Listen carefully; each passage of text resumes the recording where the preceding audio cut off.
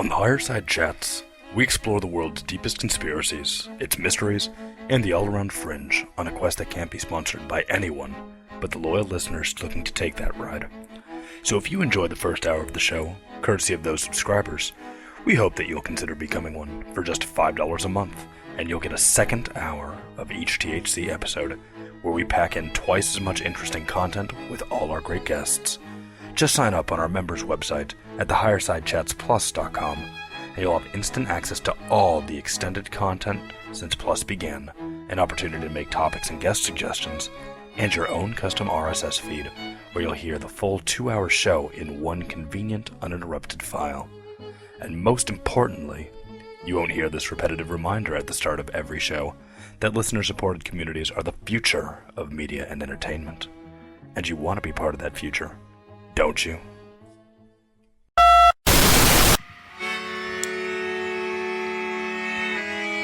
In the 1930s, President Franklin Delano Roosevelt addressed the nation through a series of radio broadcasts known as the Fireside Chats. His aim was to reassure the common man that our society would recover from its troubled times. But we're far from 1930, and I deal with a different kind of fire. For a new era of worldly frustration, we offer a fresh conversation. I'm Greg Crrow777, and these are the Higher Side Chats. How's it going, Higher Side Chatters? You know me, drinking a little drink and smoking a little smoke. I'm Greg Crrow777, just trying to get my chemicals balanced enough to see through the illusions of life, and today is a great show for that. I had mentioned we have a real wild one coming up, and we do, but I had planned to get a little update from Crow, and it turned into a full episode. Definitely exceeded my expectations. We recorded it today, and I was so anxious to get it out. I worked all afternoon to have it ready, and now here we are. It's just such a good vibe. I feel like it's two good friends catching up on conspiracy themes, even though we just met last month. But we talk about the lunar wave, the research of Hattie Bow, ancient archetypes, magic, space, and everything in between. It really is quite a can of worms, and I really don't need to waste any more time before getting to the good stuff. If you missed the first show I did with Crow, I think you have to go back 3 episodes if you want to get the larger context. But with that said, let's dive into all aspects of the big conspiracy puzzle with the jigsaw master himself, my man Crow. Sweet dreams to the elite. We're calling them out on THC, uncovering secrets and conspiracies. Everybody's looking for something. Some of them want to use you. Some of them want to get used by you. Some of them want to abuse you. Some of them want to be abused. Alright people, you should remember Crow from just a few episodes ago where we talked about the orbs, UFOs, and of course the lunar wave that he's been capturing and sharing with the world via YouTube on his channel at Crrow777, that's with 2 R's. I thought it was a great show, and in the time since we've done that episode, some really interesting new information has surfaced, and today's the day after the equinox and the eclipse, which I thought would be another good reason to reconnect for a little update. So let's do it. Chroma Man, welcome back. Thanks for having me. Yeah, man, I really love the show we did. I get messages every day about it, and as you know, we had someone who listened to it. They called in and brought it up on Ground Zero with Clyde Lewis, and then 2 days later, boom, you were on there. And I love how that unfolded too, but seriously, it's got a lot of people talking, man. Yeah, that was pretty fortuitous because the way that went down, now that I can look back in hindsight, was that a caller that had seen your show called in, but he was a little bit off topic, which typically means he wouldn't get on the air. So a producer named Tracy forced him on the air, even though he was a bit off topic. And just by chance, that was the producer who I ended up talking to that got me on the show. So yeah, the whole thing, put it this way, the stars kind of aligned.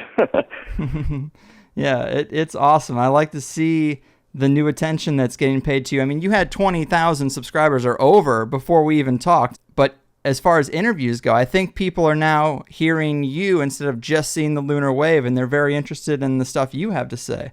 But, last night I couldn't even see the supermoon, and we hear a lot about how the elite like to coordinate events with these types of lunar cycles. But the news seems pretty quiet today from as far as I can tell. Did anything in this 24-hour period of the eclipse and the equinox lining up, did anything strike you as interesting? Yeah, of course, because I know what I know about what we're looking at and have looked at for so long, assuming that these things are as we have been told they are. They are not as we have been told. I demonstrated that in clips when there were lunar eclipses last year, right around the equinox. I think it was March 14. And again, we saw these weird numbers. It was like, or no, maybe it was April 14 or something was the date. But anyhow, to address the one we just had, first of all, it's a new moon, which means it's blacked out from its position. And whether you want to buy into how all that works or not, the point is the face we see is not lit. So it's very close to the sun or in the glare of the sun. So you can't really get a good look at it, which is interesting because in the eclipses that I've filmed recently, I surmised that if that sun is backlighting an object, why the hell can't I see it coming into the sun, which you cannot. Not until it breaks the limb of the sun can you see it. And I tried everything. I tried light obliteration techniques. I tried different filters. I wonder what spectral shooting would do, if we could shoot in different spectrums. I think there might be some real dividends there. But some people were pinging me yesterday in areas that could see the eclipse. It's parts of the UK. I don't remember if it was Scandinavia or Iceland, but areas over there. And almost to a person, they said that their view was obscured by weather, although we did get some footage. Now, a person sent me a video that showed stills taken, and it looked like it might have been shot in more than just visual spectrum. But when I did the moon illusion clip, I brought up all these reports from the 17 and 1800s about people witnessing stars not being occulted by the moon, but shining through. Jupiter did this. And they also mentioned, and this is a frequent report, that during a partial solar eclipse, you can see the sun through the moon, the limb. And so yesterday, I put up a clip that shows a still of maybe what we're talking about here. It looks like it to me. I drew a perfect circle around the moon, and since the moon should be the same size as the sun because of this bizarre system we see, I replicated that circle, changed the color, put one circle around the sun, one around the moon, and you do in fact see a perfectly round edge of the sun behind the moon. I'm sure a lot of people are going to come up with Einstein's lensing and all these other things, but for my money, that's not what's going on here. And I think we have enough reports of a transparent moon reported that have been stifled over the years, even people defamed, that I am truly convinced that if we all go out and pay attention during these eclipses, shoot in UV, IR, or even just visible light, that we will see things that, frankly, we couldn't imagine. Yeah, I watch those clips. They are so fascinating, and it's so odd to think that you could see stars through the moon or you can see the sun through it during the eclipse, because we're told it's a solid rock, a giant ball of rock, and that's clearly can't be the case if we're seeing things through it. That's right. And so, in a vacuum with just that information, I think it's going to be common human sense to argue that something else is going on. But with everything else that we've come to know recently, and I've come to know more than I've got on film, and that's problematic because if you say these things, people think you're pushing an agenda if you don't have something to back it up with. So while I keep these things to myself, I understand what it all means, or I'm beginning to understand what it all means. And, that it's not a rock that you're looking at up there. That's all there is to it. We've been lied to for a long time. And for people who understand the deception on a massive level that we see down here with like Sandy Hook, or those who have come to understand what 9/11 really was, nothing like we were told. The moon landings that are scientifically proven. There's a PhD out of Ukraine who's put up a parallax experiment on all the NASA images, and he's proven that he can show the mountain range behind these guys is a few hundred meters, not 5 kilometers. He shows all kinds of stuff, and it's backed by math and using the parallax method. Flat out, they faked it, and there's no getting away from that. When you understand the scope of the deception of our lives that we have grown up with, thinking that the world is one way, when in fact, it is not the way you have been told. You have to start to take the macro view. And what you will find, I believe, what I have found, is there's no edges to this. Look at Sandy Hook. That's a microscopic view. Look at any of these events that we see weekly now that are made up in the media. There's no edge to the deception. You look up to the stars, you're still looking at the same ball of wax. And that's where I'm at. Yeah, man, the illusion is everywhere. And on top of yesterday's clip, you've put up several new videos since we last talked. One of them was shadow craft that looked pretty interesting. What's the deal with that one? So what I was questioning there was in reference to the Russian research from a man I believe is called Hadibal, and I'm probably mangling that in English. It may be something more like Kativ. I will just say Hadibal because I don't know how to better understand what was written in Russian. But he talks about these autonomous and some manned craft, the way he puts it. And let me preface all this by saying the part of that research that is important to me is what lines up perfectly with my research on the lunar wave. The rest of it is very interesting, and I will not discard it, but I can't vet it. But to get back to the shadow ships, Hadibal claims that there is a mostly autonomous system maintaining this illusion that is behind what I would call the lunar wave, and it's referred to as a hologram, but that's really not the right word. It's technology far beyond a hologram. But these ships, some of which apparently he claims are manned, I don't know about that, are called shadow ships, and it's because of the way they look. Now, if you go back through my hundreds of clips, or just under 200 clips, I'm not sure where I'm at actually, maybe 150, you will see many things filmed transiting the moon that fit this description. For a long time in the early days of filming, we wrote them off as birds. And as we got more experience and began to understand these things are in perfectly straight trajectories, and we'd filmed so many bats and birds, and frankly, there's not that many bats and birds in San Diego to film. It's not an every night event. But if you draw a straight line, you realize these are perfectly ruler straight trajectories these things are on. They're some kind of an object. And so I'm questioning if what I'm picking up is what Hadibal is referring to as the shadow ships. So that's the connection. Yeah, and this Russian research seems to be probably the biggest deal that's happened since we did the show. Can you give us some context for this? How did this get to you? Okay, so I think it was actually sent to me. I'm an anti-Facebook guy, by the way. I can't stand data collection, and I have a technical degree. I understand what Facebook is for, and it's not for our convenience. So while I am there, I do not communicate there. I think this was sent to me way back, and then when I went back to look at it, I couldn't find it. And so I had an old email account, and it was many months this was sent, and I just wasn't using that account, and it had an anonymous send. So I looked at it, and I realized this looks like the thing I glanced at on Facebook way back. So I started looking and translating and Bing and everything. So the importance of that research to me is on a few levels, but the stuff that I will stand behind is where it lines up with my lunar research. The rest of it, I can't vet. I never held secret government positions. I'm not an initiate of some secret society, so I can't really reference a lot of what he says in any meaningful way. But what happened was there was a chat room that was a bit like maybe a European-style Facebook where some Russian folks were chatting, and lo and behold, there was the word lunar hologram.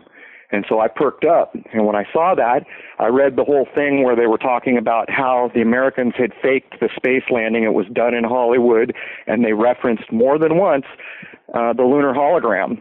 So there was a link in there to Hadibal's research, which is my initial introduction to him. When I went over there, I started reading through, and so these are the key points that lined up with what I knew. When I first filmed the wave and came to understand what I thought it might be, I was saying we need to look near a full moon. I was saying it's critical. The equinoxes are critical in this. I filmed the 2012 footage a couple days after the fall equinox. So I saw people talking about a lunar hologram wave who had never seen my research, I believe, and they referred me to a man who said not only is it near the full moon, it's in the third phase of the moon. So he pinpointed it with scientific data around it. On top of that, he went into great lengths about the equinox. Now, this is the importance of the Russian research that I will stand behind and say it matches with what I had come to know. But his research goes way beyond. And, just to put a fine point on it, I've read a lot of other stuff this man has read, and the translations make it difficult. But at some point, it appears someone who is doing a biography on him states his research was forced to be handed over against his will to Israel. And there was an oil company involved. And when I begin to read things like this, whether or not I can vet everything he's saying, I think it merits my attention. And that's what I'm giving it right now. So that's the story. Wow, yeah, the fact that his material was handed over to Israel, I find that really compelling. I mean, there's been a lot of great alternative scientists and researchers that have lost their data to some shadowy elite organization or the CIA or the FBI, like Nikola Tesla. Yep. So that, to me, gives credibility to what's going on because it fits a deeper pattern. But do we know anything else about this guy, Hattie Bow? Anything about his career or how long it was or his education? Yeah, if you go into my moon illusion clip, there's a bunch of links, and well, some of it you got to translate using Bing and Google, and I recommend you use both. It gets you close enough to begin to get the intent. Now, it's very technical work, so that's always going to be a problem because, I mean, he goes into octaves and all these other things, but the man had degrees. I don't have it in front of me, so I don't want to say the wrong thing. Let's just put it this way. Across multiple sciences, he was well known, and it is a vast list that you will see if you go check out those links. But on top of it, some of my followers who are thinking people and have taken my advice, don't believe what I tell you, look into it for yourself, have given some of his work to physics people. And they said this man was a genius, but there's a problem because he's using like an angle or a calculation of some sort for like parsecs and light speed or something like that. Don't quote me. I think it might be parsecs. And they said his foundational angles or calculations doesn't seem to be backed up with what physicists in the accepted world use, which to me is fantastic. It underscores again a man who was not bound by what the textbooks tell you should believe, and he was off on his own. But what they further said was his calculations are spot on, but he's crazy because he's using wrong foundational angles and calculations. So these are physicists saying he got it right, but he did it wrong. And this goes on and on and on. But then his research goes into some areas that are, I mean, I don't even know how to address it, but when you read it, there's something about it that tells you don't discard this. You may never be able to vet this out or prove it in any way, but don't discard it. Always remember it. So there it is.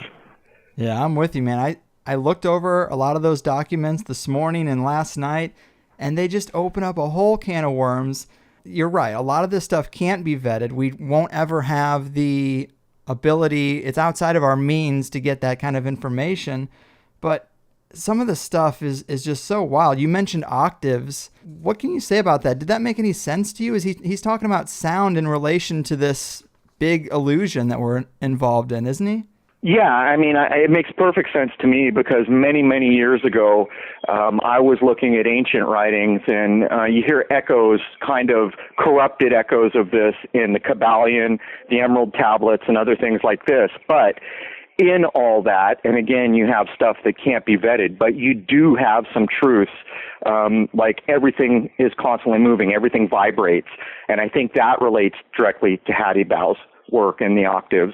And so it looks to me at this point, and I'm still trying to get technical people to get in there and understand the initial language it was written in and get it over into English, it looks to me like he's using that ancient formula of even a rock appears to be sitting still, but it is not. It is vibrating. Everything vibrates. It seems to be related to that. And if you look at the seven foundational principles that are found, and I don't remember whether it's the Kabbalion or the Emerald Tablets, but it is reiterated there: correspondence, rhythm, a version of karma, which isn't actually the karma from India, but basically comes down to the same thing. Every response gets a response. These things back up what I believe he is talking about in the octaves. And when you consider thinking on a level like that, where so many times we see the ancients having simplified things down, well, everything vibrates. What more do you need to know? Where when we look back at modern day thing, it's like, no, well, modern physics tells you there's a particle zoo, and the theoretical guys are adding 100 of them a day because they need the weights of these imaginary particles to balance their calculations. It's getting more convoluted all the time. Like with CERN, on NOVA, they ran a special announcing the God particle. It was the most painful program I've ever seen in my life. And you can just see the state of where things are, and you come to the conclusion that CERN is not about particle smashing at all. It's about something else. But to get back to Hattie Bow and the octaves, I see a direct correlation to what I'm familiar with in ancient laws that are foundational to everything we know about where we live. Yeah, man, I agree with you. That stuff comes up on the show all the time. The sound and frequency as it relates to all this other material. Again, there doesn't seem to be any seams in this illusion. It's everywhere, and it crosses many different topics. But another thing I saw in this research is he says that Easter is really important and the equinox is important. And I thought that, of course, should be brought up because we just dealt with it. We just had it. But I couldn't get much out of why. Again, you're right. It's so technical. It's written for scientists, which I am not, in a language that isn't my own. Trying to piece together sentences. It's not grammatically 100%. But what does it seem like, or what's the reasoning behind why he says Easter and the equinox seems to be so important? Okay, so this is another area of what I read of Hattie Bow that I had come to know, and my past clips back me up. There was a time in my clips when I fully understood that the lunar wave had something to do with equinoxes that I began to push it on my channel. I had an opening slide showing a representation of the zodiac and the sun moving through it. Now, first of all, everyone should understand what an equinox and a solstice is. It is the true division of our calendar. January 1st is not the new year, and it never would have been had not Julius Caesar and Pope Gregory, I think the 13th, I think I've got that number right, I don't know. They hijacked our calendar. And what they're doing is they're pulling human beings out of their natural environment, and instead of having New Year's Day be on the vernal equinox, which was yesterday, which is the true natural new year for where we live, they pulled it back to January 1. Then Pope Gregory did a bunch of more shenanigans, left out a year zero. We got this bizarre month, February, that changes at will, and leap years, and all this other crazy stuff to ensure you will never recognize that time is very cyclical. Having said that, when we come into the vernal equinox, the Earth is about to explode with energy, and anyone can witness this to go out and look at the fruit on the trees, the bloom on every growing thing, the greenery, just the explosion of life at this time of year. Now, this carries up to the first full moon past the vernal equinox, which is Easter. Now, Easter is a very funny thing. Even in the modern age, they place it using what's called a solar luni calendar. So to put that in reference for folks, in the West, we're very sun-oriented. Our calendars are sun-based. Our church goes on Sunday, sun, sun, sun. In the East, a lot of people are still on lunar calendars. And while I'm not going to draw a distinction between these two things, I will tell you that on Easter, these two forms of creating a time measurement system have been brought together to put Easter. Now, what's funny about this Easter, and you can see the sun influence for us in the West, is that it's actually not going to happen on the full moon because it's been pulled, I think, 1 day or 2 days away to happen on the day of the sun, Sun Day. So in this time, according to Hattie Bow's research, there is all this available energy that they can use, and it sounds like he's saying to send signals or communications or something to that effect. And again, we'll have to wait till the translation and the knowledge of the translator gets better. He's saying all the way up 3 months past this, which to me means roughly the summer solstice. Now, at the summer solstice, we have a season change again. The summer solstice is when the sun is at the height of its power. The day after that, the sun's power begins to decline all the way down to the fall equinox, and then we go into the allegory of hell, the old fire and ice thing. Whenever you read about hell and other things, it's often allegorying the time when the sun has fallen below the equator. At least that's what we are told is happening. And it's cold. You can't grow things. You're going to have to kill animals. The true blood moon was at the fall equinox. That doesn't get used anymore. But in modern times, the media has lied to us, trying to pull that time when we're falling into winter or hell, when we have to kill animals, called the blood moon, over to the vernal equinox, where it has no place, because the vernal equinox is about happiness, rebirth, a new year. So you can kind of see the games that's played. But To answer your question, from the vernal equinox to roughly Easter, and then 3 months from the vernal equinox forward, there's all this available energy, and something is being done with it, although I can't tell you exactly what that is yet. Man, that's wild. And it jives with so many things that we hear about with the elite. We're always trying to figure out on this show who's at the top of the pyramid. People talk about spiritual entities or archons or all kinds of like spiritual parasites. And I've had guests in the past talk about the Vatican's role in this big Triple Crown control situation. And their role is harvesting energy, or some people will say harvesting souls if they want to put that context on it. But to me, it's essentially the same thing. Harvesting energy for dark entities or for dark purposes. And that a big part of why they're so big into having their observatories. And for so many years in history, they were the go-to place. They were on the forefront of that. Is because they're involved in using this energy. And this ties in space stuff with religion stuff and ancient ideas and magic. It's a trippy thing, but the Vatican seems, when you get past the surface layer, it seems like a dark place where dark people are doing occult stuff. And maybe there's a connection to this, but I love that it's coming up in scientific research. Yeah, the Vatican was never about helping people. It was never the mission of the Vatican. You're looking at men dressed in black wearing fish hats from the age of Pisces, and nun. The word nun, which started the Vatican, that's a Hebrew word for fish. This is a throwback from the age of Pisces, I believe. But my point is, even if that's not exactly spot on, these men have never been here to help you. They have marginalized women on this planet, which is a big, big problem for us. Women make up 50% of the spiritual and human nature of this planet. And because of religion and other things, men have marginalized their role. And that's just another way to retard humanity, in the same way the calendar pulls us away from nature so that we will never realize what the Mayans apparently realized about the cyclical nature of time. These men do bad things, and they have put forward a worship that is cloaked in some very dark things. So there are a lot of people still influenced, trying to do the best they can, trying to do what's right, and they are being manipulated by men who have known from the beginning that what they are doing is benefiting no one but themselves. And I think you can even question what kind of a benefit that is when you're playing with dark stuff. It wouldn't be my benefit. It's not something I would choose to do. Right. It seems like in some aspects it's a slippery slope, and once they go down that road, there's nothing to do but to continue it. And then you hear about people talking about, why do they give us coded messages or signals that a disaster is going to happen, or they're going to do a false flag or something.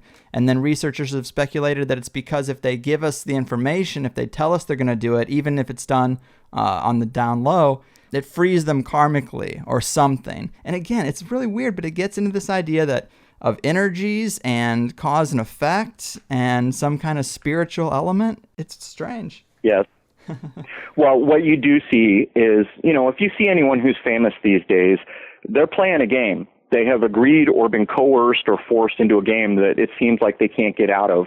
And when you mention, 11/11, you'll see something happen, 9/11, that'll be echoed for the rest of time down here unless something is stopped. You're looking at a system. And this system doesn't stop in the border of California or the border of England, right, or anywhere on this planet. It goes all the way up to everything we can see. And it is a system that has been timed. There will be events that happen that were timed long before they happen. They are numerically coded, but coded to the numbers we see, which have been perverted. Our calendars have been perverted. Our time is being perverted right now because as we went into this all-important spring equinox, the rebirth time, our clock was changed to guarantee that our inner clock in our bodies is shifted out from nature again, and it'll happen again right at the fall equinox. All these efforts are designed to control us and to keep us basically in a form of retardation, to not be able to realize our human potential. And our human potential is vast, and it scares the crap out of them. But when you consider the system, you can almost visualize it like everything's like a computer program, and there's going to be a calendar alert. In 2 days, there's going to be a false flag in New York. At this time, in this city, with this name, at this specific time of the day, and then as soon as it happens, all these other alerts are created saying that we've got to maintain this lie. Like the NASA moonshot, that's a lie that has to get maintained till the end of time. And so how does that get done? And the only conclusion you can draw is that there is literally a massive system, probably a supercomputer involved, or something of that nature, that basically, like we open Outlook in the morning, it says you got a meeting today. When their Outlook opens, or whatever the heck it is, it tells them you got a false flag today, and by the way, you need to maintain the Paulo lie. It's like that. Yeah, man, well said. That's funny. It's such dirty tricks. And you mentioned CERN. One thing I found interesting is this video that was posted on, I think it was on the Higher Side Chat's Facebook page. Someone threw it on there. But there's a video of this recording of some weird performance art dance ritual at CERN. And of course, they say that this experiment to try to recreate the Big Bang is starting up today, right after the equinox, which to me is a very recognizable parallel kind of with the way NASA does similar occult things, especially with the naming of their rockets and projects. So it seems CERN, even though they really are on a different side of the planet, different scientists altogether, a different organization, they're also into this weird occult stuff and making sure the dates line up with celestial events and the things that they're trying to do. Well, I think what you just said for me has two sides of it. The whole CERN thing lines up with what Hattie Bow and what I know about equinoxes and solstices and why I realized it's a big damn deal that has been stolen from humanity. There's all this available energy, and lo and behold, CERN's firing up. Well, let me tell you something. The God particle, the Higgs boson, that is a sham. That is a cover, and they have diluted physics to the point where a science that should be simplifying to that one elegant equation, which would be the goal, I believe, is now run by theorists who have complicated it to a point where it's ridiculous. CERN is doing something else, and we see it firing up to make the Big Bang that supposedly created all this at the equinox with all this available energy. What's going on there? We can speculate all day, but in my mind, there is no doubt whatsoever that what Hattie Bow was trying to tell us people that aren't quite as brilliant as he is, that this time of the year matters and there is a lot of energy available. Now, to address the occult practices, what you're seeing is the whole humanity been told, pagans are bad people. The ancient people were stupid. They couldn't think like we did. But yet they are demonstrating in everything they do that the ancient people better understood the systems of this planet, using the Mayans as an example and understanding that their calendar to this day is more accurate than anything we're using. They are using those old ways. But it should be completely put out front that they're tools of understanding for the environment we are in right now, and you can misuse them or you can use them. Now, I feel that what they are hiding is my birthright, and I feel if I had that knowledge, I would try to benefit fellow human beings and animals and anything I could to try to undo this just age of deception we find ourselves in. But what I see them doing is the opposite. So what happens is people say, oh, look, they're doing bad things. That's a bad thing they're doing. I would say no. What they are doing is taking your birthright and misusing it to ensure you remain in prison and disconnected from nature. Yeah, man, I think you were touching on something that's really an important point with this idea of complicating things just to get people all screwed up. A friend of mine and I were just talking about this, controlling people through ambiguity, whether it's laws or taxes or economics or the calendar itself and quantum physics and building codes and health codes. You make things so complex that the average person can't even really get involved, and then they have to look at authority for the answers. And it creates this situation where you can bend the laws, or you can always find a law or a tax thing that someone is avoiding. And if you want to really screw someone, you can just use that ambiguity, the fact that it is so complex, to exercise your authority. And it applies to almost every aspect of society and science and beyond. Well, this is the system. I mean, when you go into a court, you're walking on to the bridge of a ship. You're being forced into basically admiralty or pirate law. And when you look at that man up there in the black robe, he is the magistrate, magi. He's performing magic on you. Mm-hmm. And what he is doing is ensuring that your potential as a human being will be squished like a bug under a boot. You don't need that man to tell you what you can do or what's allowed or what's permissible. You're a human being who has within you power that can be cultivated to a level that scares the crap out of these people, and you're just looking at another edge to the system that you cannot define, because everything is the system. Well said, man. And to bring this back to some of this Russian material, another thing he talks about in there is that the moon is related to a hidden control system, and he mentions, the translation I was reading mentions some kind of connection to the sun as well, like a sun-moon control system. Have you gotten into the aspects of the sun at all to this thing?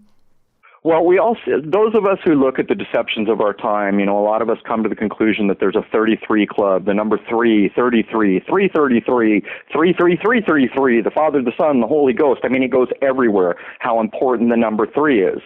Now, I am not bashing religion. That's not what I do. Everyone, in my opinion, is free to worship as they choose. It's your right. What I am saying is there's clearly something very important about the number 3. And he claims that there were originally 3 moons. And again, these are things that I will never be able to vet, I don't believe. He said there were 3 moons, 2 of which were destroyed. And it seems like he's saying they were destroyed because someone had figured out something about the system of control in place. Now, the funny thing about that is if you say, okay, we had 3 moons, now we got 1, to get back to the number 3, you grab a sun and an earth, and you're back to 3. According to what I think he is saying, there is some direct connection between the sun and moon. He further says that the moon is emitting or reflecting no sunlight. He claims there is an outer surface and an inner surface, which relates directly to my lunar wave theory. The outer surface that we see is, while you can say hologram, illusion, whatever you want, it's not the right words, but it's not a ball of rock that you're looking at. But there's apparently, according to him, something behind it that is akin to a control center, and it seems like he's referencing something to do with a black cube, which we've heard endlessly for those of us who began looking at the deceptions of our rulers down here. But having said all that, the octave thing starts to play into what you've brought up here, because there seems to be some kind of an octave frequency type thing between sun and moon, and yet the sun is generating its own light somehow, according to him. Now, again, I can't vet these things, but I certainly will not dismiss them. I will keep on it and try to understand what the man was trying to say with a lesser brain, because let's face it, if I have a feeling if he was in a room with Sheldon Cooper, Sheldon would be the stupid one. Yeah, man. And the black cube thing is interesting. We had that come up in a show I did about Saturn and the symbolism there. Apparently the One World Trade Tower that they've built in the footprint of the Twin Towers has a black cube there with a waterfall pouring over it. It also ties into the graduation cap, why we wear these square black hats. Really weird stuff, but it is so rooted, even in modern days. No one thinks about it. How many tens of thousands of kids are throwing on graduation caps and are just like, it's just a tradition. But it seems to be a lot deeper than just a tradition. It is. It's showing that everything that you've been taught in school is their system, what they want you to learn. And people are going to be upset with what I'm about to say. But at this point, the water is frickin' boiling down here. I will no longer pull my punches. I will say what I think is going on. I hope I help in doing that. If I come up wrong, I'll own that. I will own it wholesale. I'm trying to do what I think is best, and I think our time for having the ability to do anything about it is constantly diminishing, and I think we see that in just the overt disregard of even the false flags. They don't care anymore. If you look back to the 50s, this stuff was very couched and hidden to a very sleepy audience. Well, the audience ain't so sleepy anymore, and yet it hasn't become more hidden. It's become more overt. When you look at school, what you have been taught is how to function within their system. You have been taught nothing about the system. But you better realize that those people that went to Skull and Bones or Harvard or Hogwarts, what's it called there in England, the one that looks like Hogwarts, you go to these places, there are certain, I guess, bloodlines or families that get the real education that not only tells you how to work within the system, but it tells you about the system. And that system has been hidden from 90-some% probably of this planet.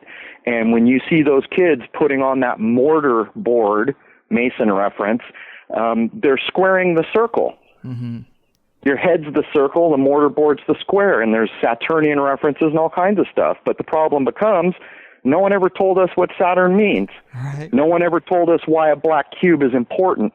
No one ever told us why these dates are important. No one ever told us why equinoxes and solstices are important. So here we are, babes in the wood, scrambling to try to catch up, basically. But we can see the deception now. So all I can say is the water's boiling, and if I sound more direct now, it's because people who have the ability to catch on need to catch on quick, and they need to start saying no.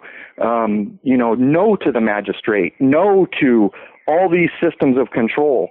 They need to understand that they're human beings, and they have, whether they choose to view it as a God-given ability or a created ability, that far surpasses what they have been allowed to know about themselves. So that's what I see. Man, I love it. I love the difference in tone since we last talked. I think it is just better. I just think it's more aggressive. I think that we've been wondering for a long time, and it's also not just because you've changed your tone, but you've gotten to see a lot more information. You've gotten more things backed up, which allows you to kind of push the needle a bit further.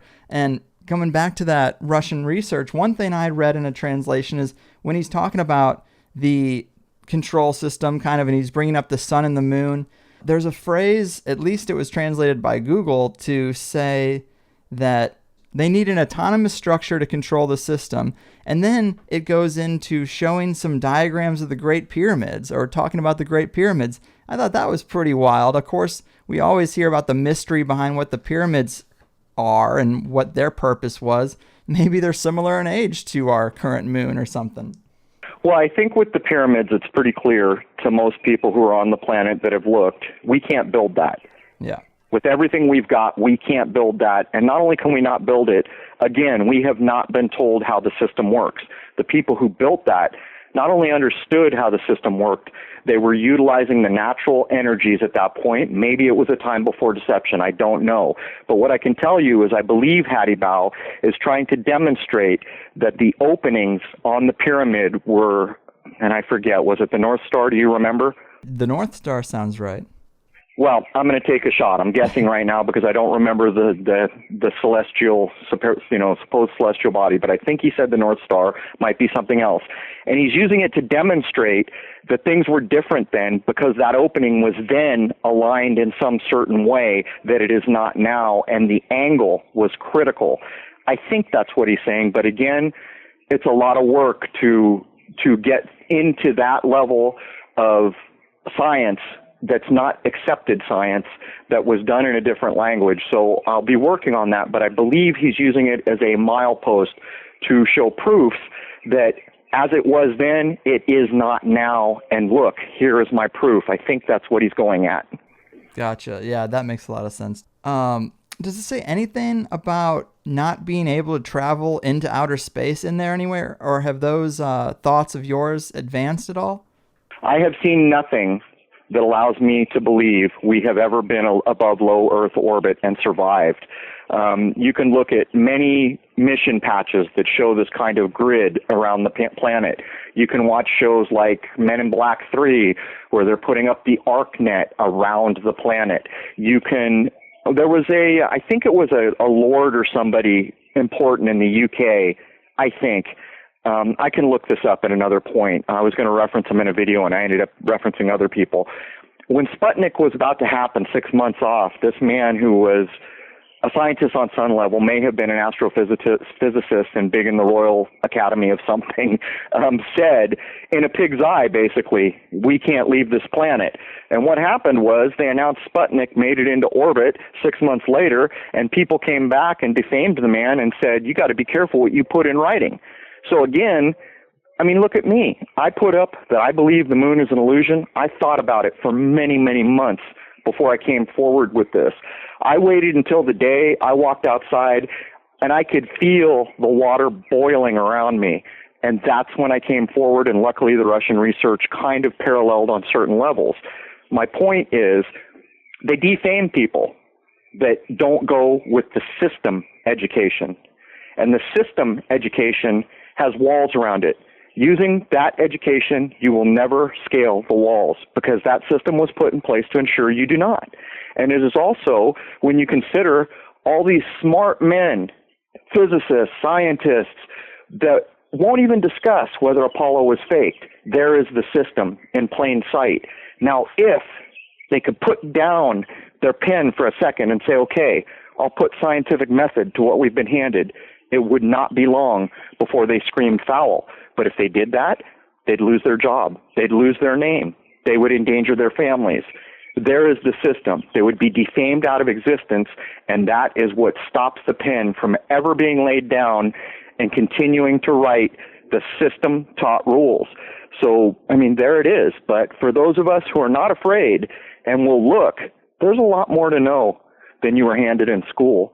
And it's a whole other world. And frankly, so much of it is so hard to even consider possible that if you are not able to hold an open mind and continue to look, you'll never get there. You'll just come to a point where you say, I will not let go of everything I've learned all my life.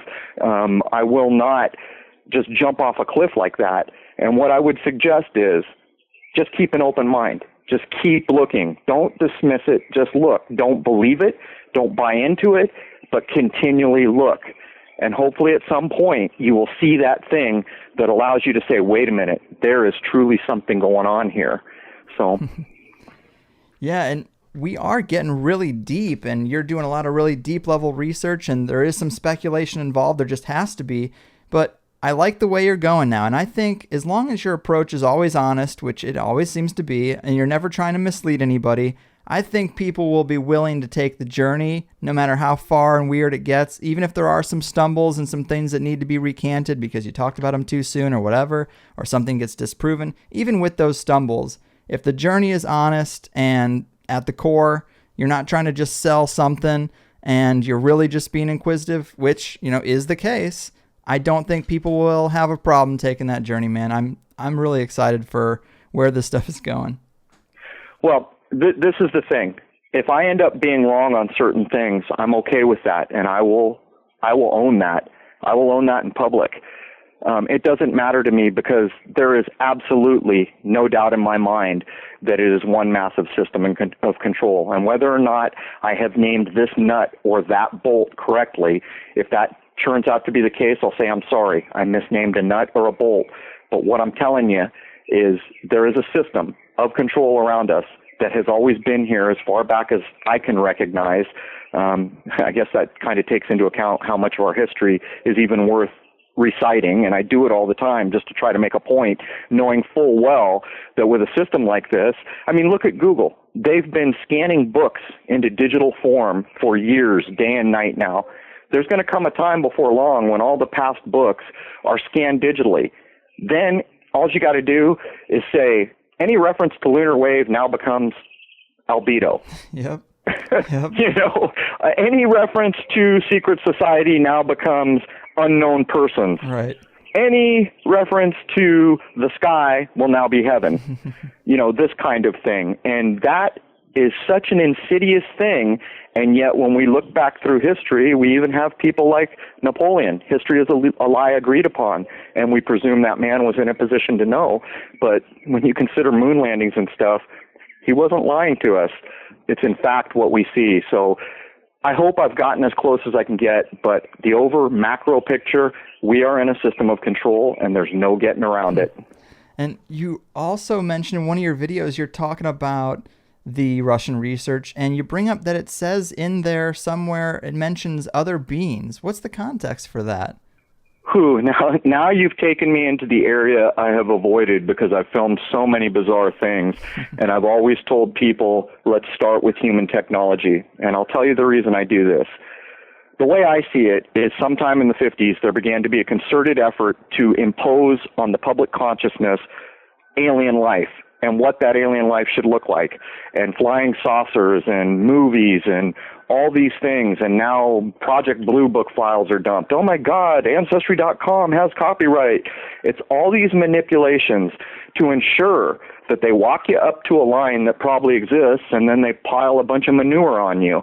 And so I have always said, start with human technology and all these things I've filmed. But Hattie Bow, he ain't afraid. He says flat out that that moon that we see was put there at 18,000 BC. I'll never know that in my lifetime unless something very crazy happens and I don't see it coming.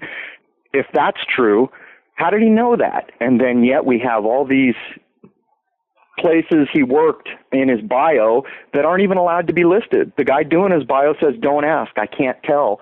And so you say, well, wait a minute, is this man being honest? But when you read it, you see genuine respect in his tone and tenor about this man, Hattie Bow. So what Hattie Bow said was there was this race that did this. And he even talks about, geez, what is it? Is it in the Big Dipper, or I don't know. But this is where he starts to lose me. Not lose me. I am accepting what he's saying, looking for a way to have a common reference point to get further and say, yes, I can maybe see something there. I'm not there, but I will not disregard it.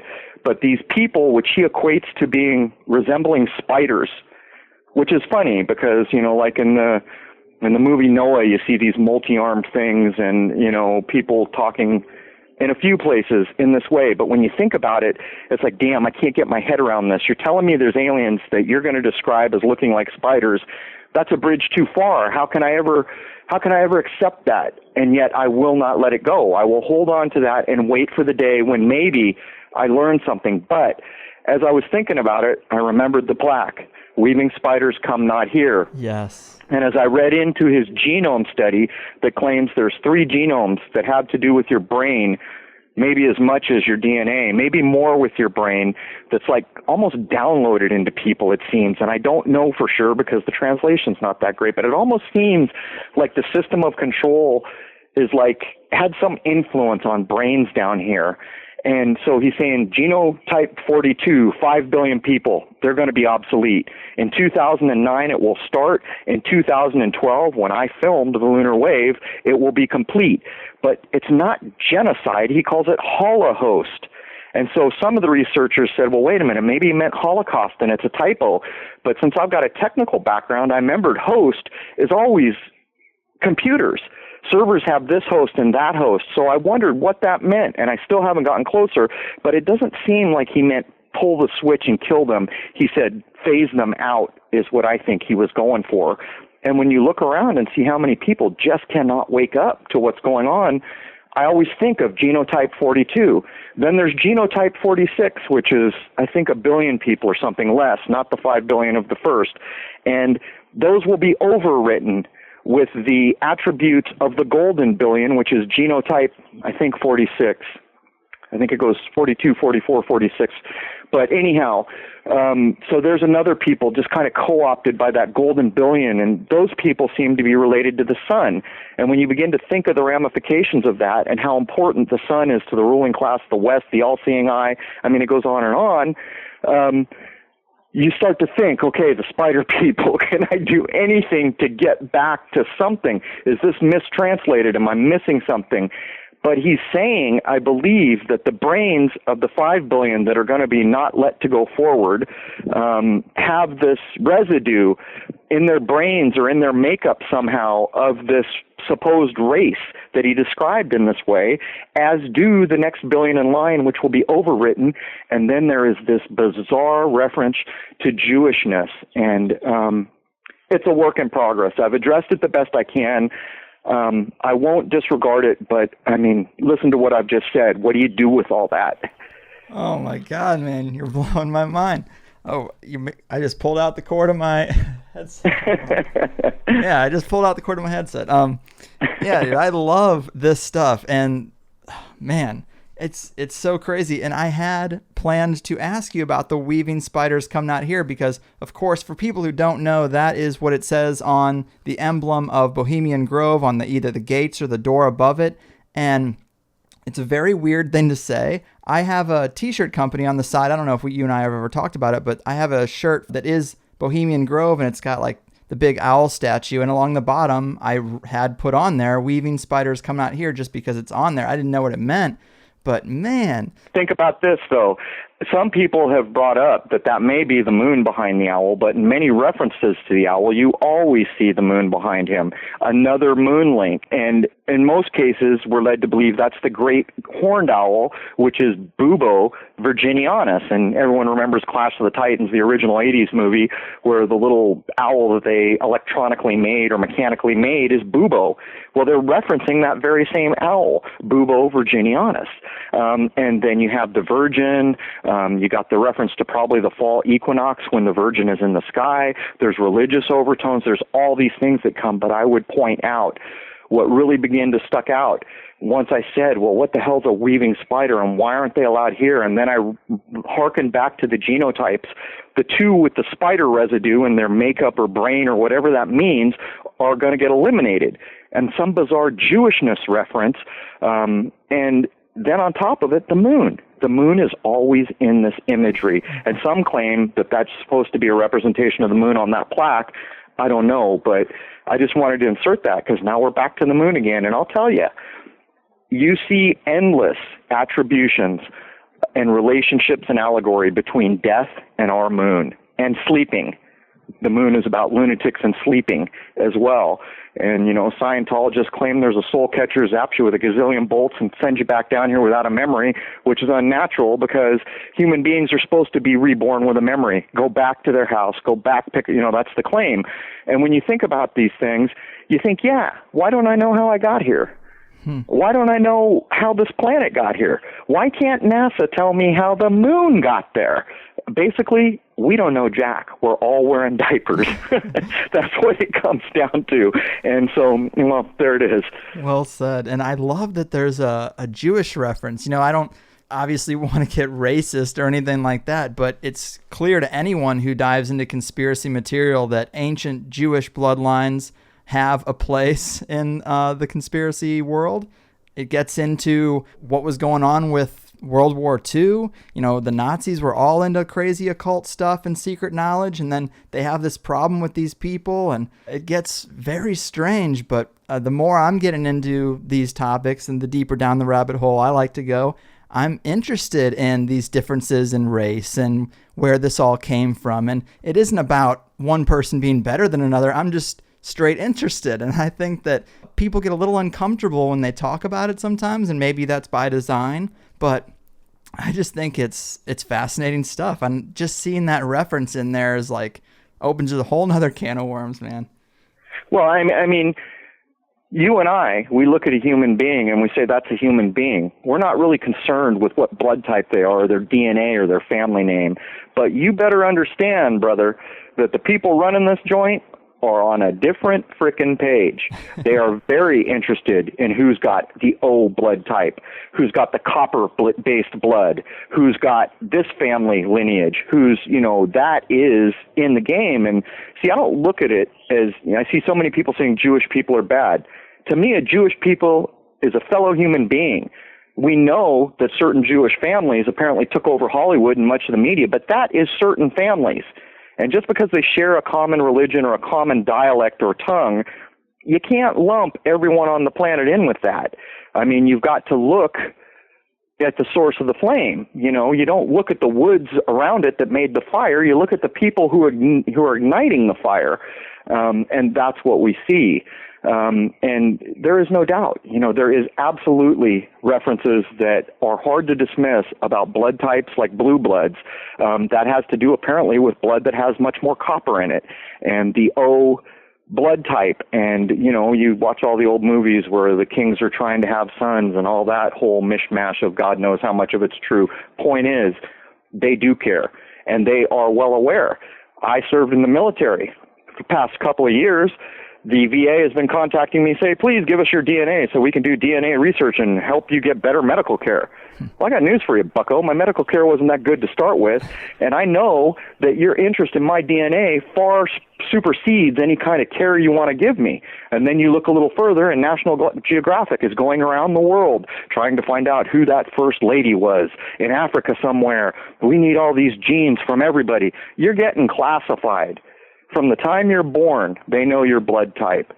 From these modern DNA studies, they know a lot about who's what, where they came from, and what kind of shell you're living in. So, I mean, it's an important thing, but to what I would consider an average person who just sees a living being and says that living thing has value, I don't need to poke a hole in it and find out if it's valuable enough, Mm-hmm, mm-hmm.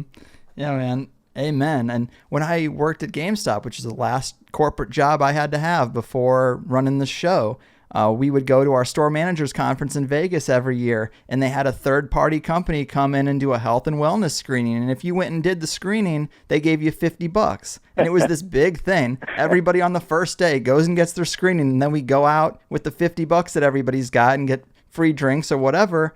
And everybody's like, well, I have nothing to hide. And it's like, yeah, you might not think you have anything to hide, but now they find out that you're 1 out of 100,000, and now all of a sudden you have ET abductions for the rest of your life, and they put you on the ship and they start extracting DNA. You never know. And if someone's going to give you $50 for that information, $50 is easy to come by.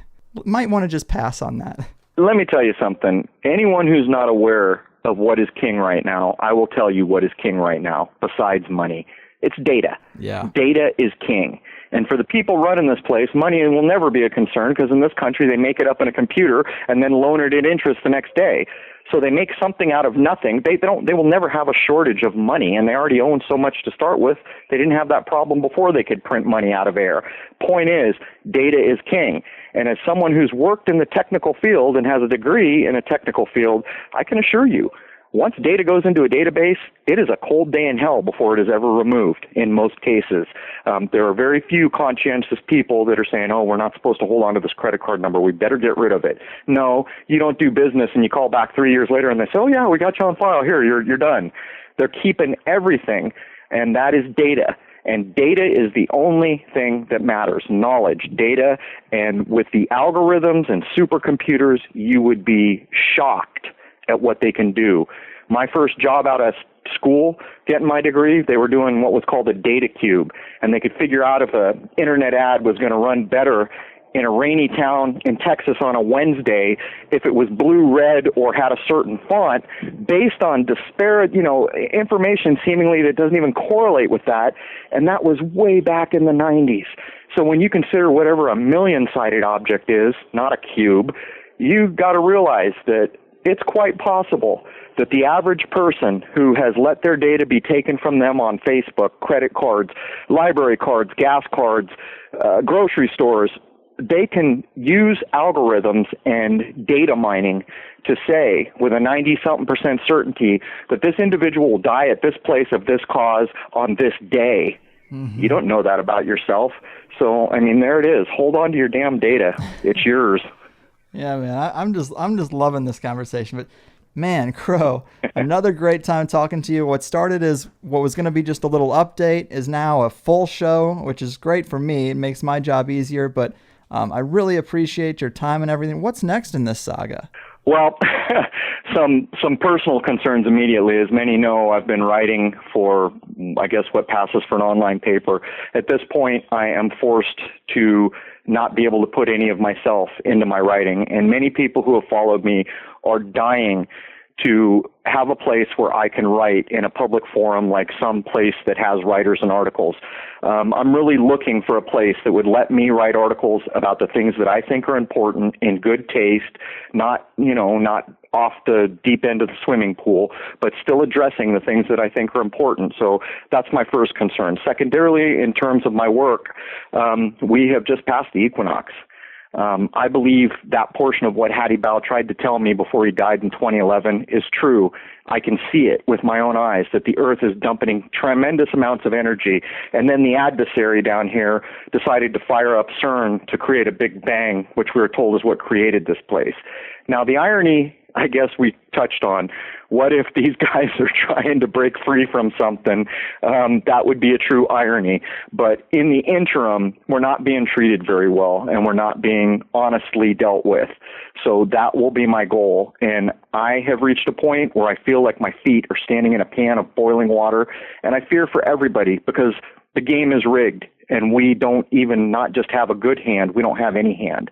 My main thing is to hopefully allow people to think about what's being said and consider it and try to go out with their own personal experience and see if there's any value in what's being said. And that's all we can do as human beings. There it is. Right on.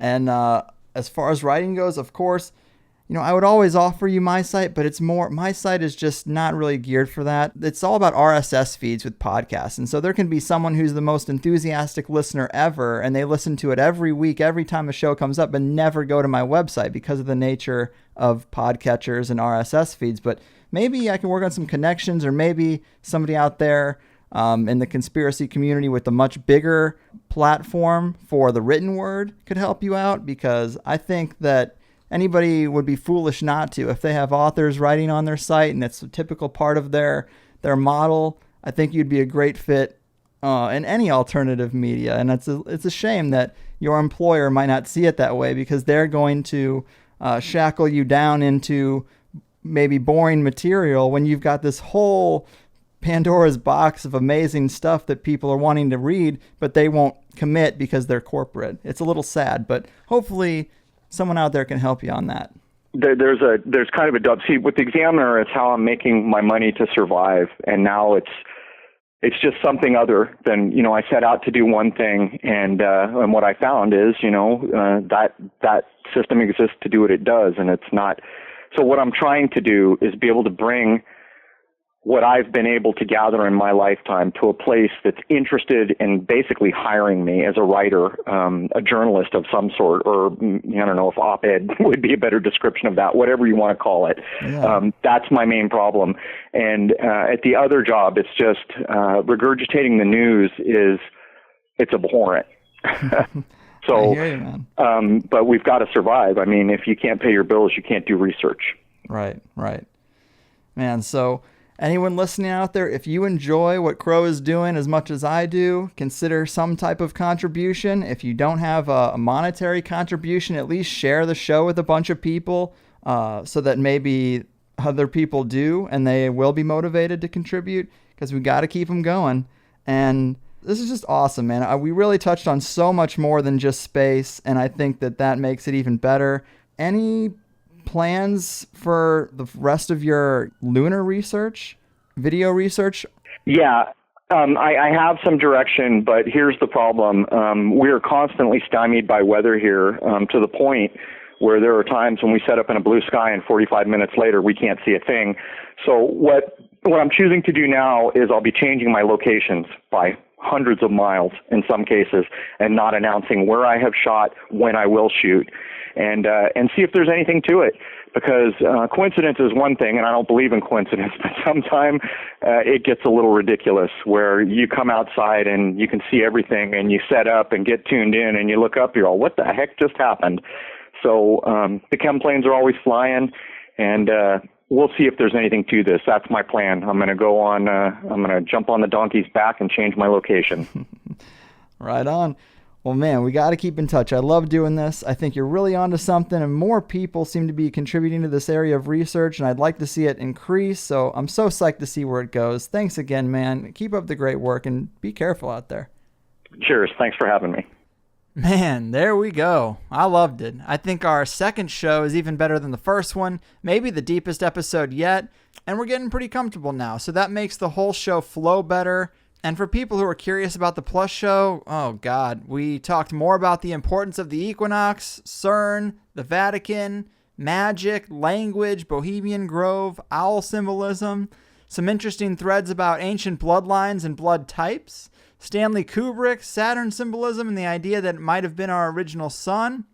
Other strange models of our ancient past and solar system. Catching NASA and more lies. The fact that the images of the planets we hold dear are not photos, but are just CGI models. Yet we know them so well and have a hard time picturing that they could be different from what's in our heads or even not there at all. But we also get into why these names might match the names of mythological gods or ancient archetypes like Saturn and Jupiter. Maybe there's a deeper reason there. And it is a Pandora's box of conspiracy goodness, all revolving, no pun intended, around the lunar wave and this Russian research from Hattibau. We also talk about how both of us have fans trying to get us into the concave or flat earth models. We talk about disinfo and people trying to feed us bad material and how it's even happened on THC. It's a bit funny, actually, because I feel safer opening up about that a little bit with the restricted access. It can't get heard by anybody and then plastered places to start drama. And it's not about the money or trying to hold things back for people who are paying, but it's just about that one layer of restricted access allows me to say a little bit more. And that happened today, as well as some deeper details about Crrow's experience on Ground Zero. We were all over the place, and I think it's well worth the price of admission, but one aspect I really liked about this one, and conspiracy enthusiasts might know what I'm talking about, but this episode hits on that really exciting and beautiful conversation you might have when you're first meeting another person who's hip to the scene and into conspiratorial stuff, and you're feeling each other out, usually just getting a wild fury of back and forth nuggets of knowledge and ideas. Well, have you seen this? Well, what do you think about that? And you kind of just see how far you can go before one of you starts making it weird. Usually the Holocaust is the conversational money shot of conspiracy talk, but I think that this show captured a lot of that magic. And it's been a while since I had that type of conversation. We touched on it all. Oh, we touched on it so much you'd think we work for the Black Pope himself. No, but we laughed and had a good time. Also talked about very serious deceptions and important material. It's the perfect way to do a show. And they can't all be like this, but I like to let the audience know when I feel that I had an A+ show, just so you know what I'm aiming for. And then when it doesn't happen, I won't even have to say anything, but it'll be a little more obvious that it was a B or a C episode. But me, who freaking cares? But all that said, please consider sharing this a little more than usual. I don't even request that very much anymore, but do it for Crrow's sake. Share his videos, in fact. I think he still makes a little bit of money from AdSense, I believe. They've kicked me off, but hopefully he still does get something from that. But we have to keep him in the game. Hell, if subscriptions pick up just a little bit for me, I might hire him myself as a blogger. I think that could be awesome, but I don't know that I'm quite there yet. Although coming off the spring equinox, maybe it's the perfect time for a new chapter, a new evolution of this whole thing. I don't know. We'll see what unfolds. But until then, I've done about all I can do. Big thanks to Crrow once again. We're getting closer every day. But it's your move, Spider Beans of the Big Bamboozle. Your frickin' move. Sweet dreams to the elite. We're calling them out on THC. Uncovering secrets and conspiracies.